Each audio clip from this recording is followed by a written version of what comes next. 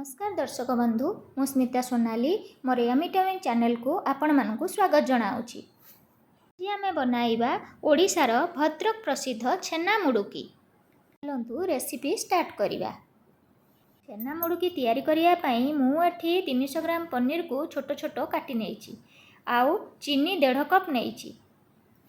वर्तमान मु एठी करेई रे 2 कप पानी नै फुटेई देइछि।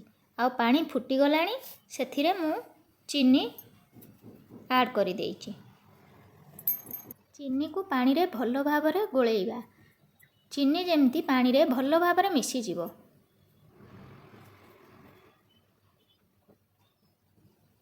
चीनी पानी रे भलो भाबरे मिसी गलानी सेथिरे मु काटी रखिथिबा पनीर को पकेई दउछि।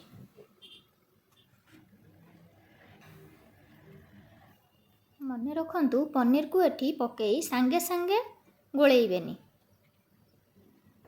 आमर सिरारे पनीरटा भलो भाबरे फुटिला परे ताकू एपट सेपट करिवे। पनीर को टिक्के ओल्टेई देबे आउ फुटिया पई छाड़ी देबे। मझिरे मझिरे एमती पनीर को ओलट पालट करि दउछि। चीनी सिरारे पनीर को एमती पाखापाखी 45 मिनिट खंडे फुटेइबा को पड़िबो।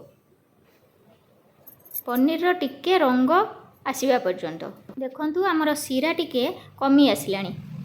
वर्तमान मु सेथिरे टिके गरम पानी ऐड करि देई ताकू पुणी फुटिबा को छाड़ी देउची।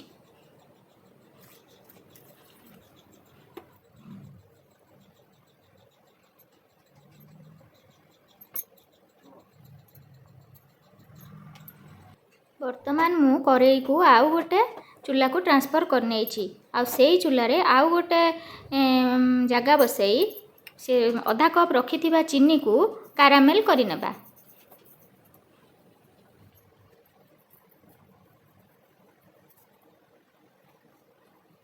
देखंतु आमर चीनी धीरे धीरे कैरामेल हेबा को लागिलानी।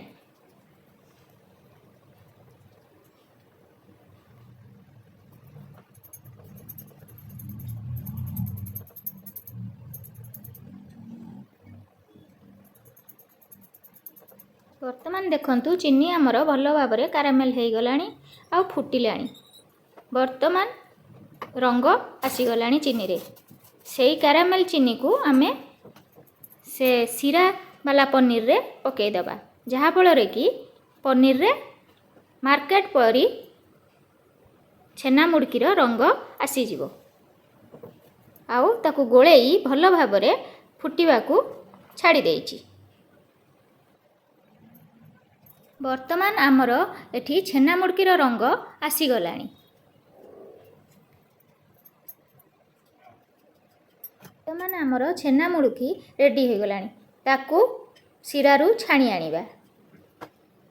आउ ठंडा हवा पई ताकू छाड़ी देवा किछि समय।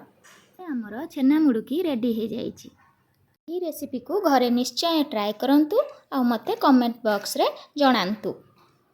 आउ एमितिया डिलीशियस रेसिपी देखिबा पई मो चैनल को सब्सक्राइब करि दियंतु। Thank you.